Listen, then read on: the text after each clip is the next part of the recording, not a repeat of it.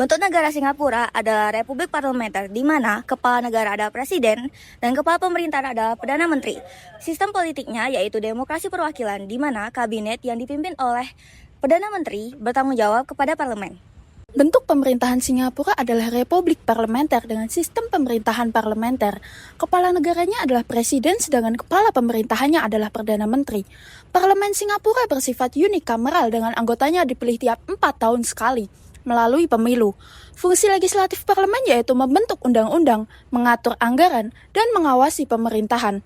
Sistem pemerintahan ini berdasarkan pada konstitusi yang mengadopsi sistem Westminster dari Inggris. Singapura menganut sistem pemerintahan republik parlementer, di mana presiden sebagai kepala negara dan perdana menteri sebagai kepala pemerintah. Kekuasaan eksekutif dijalankan oleh kabinet yang bertanggung jawab kepada parlemen. Sistem ini mengikuti model parlementen Westminster di mana atau dengan ini pemerintah yang efisien dan stabil. Dikutip dari jurnal yang berjudul Perbandingan Sistem Ketatanegaraan dan Perspektif Penerapan Hukum Indonesia dan Singapura, negara Singapura merupakan negara demokrasi dengan sistem pemerintahan parlementer, dipimpin oleh kepala negara seorang presiden dan kepala pemerintahan seorang perdana menteri. Pada badan eksekutif Singapura dipegang oleh kabinet yang dipimpin oleh seorang perdana menteri yang bertanggung jawab atas jalannya pemerintahan dan bertanggung jawab kepada parlemen. Presiden sebagai kepala negara juga memiliki peran eksekutif terutama dalam mengawasi penggunaan cadangan nasional dan penunjukan jabatan penting. Meskipun sebagian besar kekuasaan eksekutif dijalankan oleh perdana menteri dan kabinet, di dalam eksekutif presiden juga terpilih menambah skema pengawasan dan keseimbangan secara keseluruhan melalui kewenangan diskresionernya untuk memblokir tindakan pemerintah tertentu. Bagian kekuasaan legislatif di Singapura ini dipegang secara dominan oleh Parlemen Singapura, yakni badan unikameral yang merupakan bagian inti dari sistem pembuatan undang-undang yang ada di negara Singapura. Parlemen ini bertugas untuk menyusun, membahas, dan juga merumuskan segala undang-undang yang mengatur tata kelola kehidupan yang ada di negara Singapura.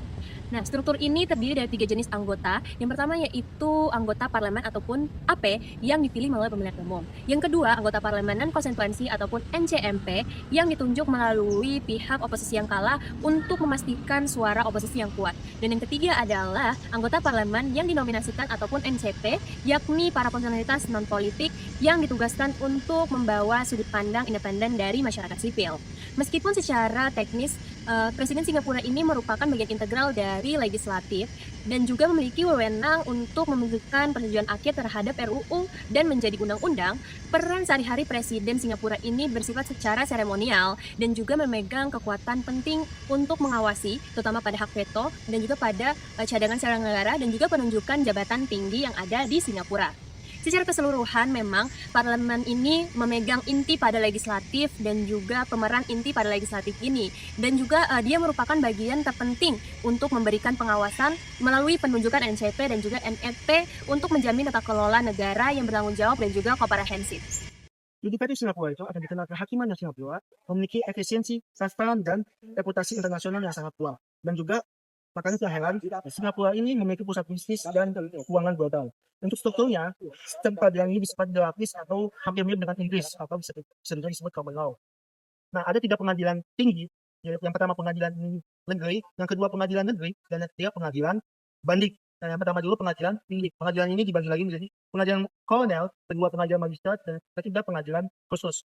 Nah, pengadilan kolonel itu menganalisis atau menangani kasus perdata atau pidana.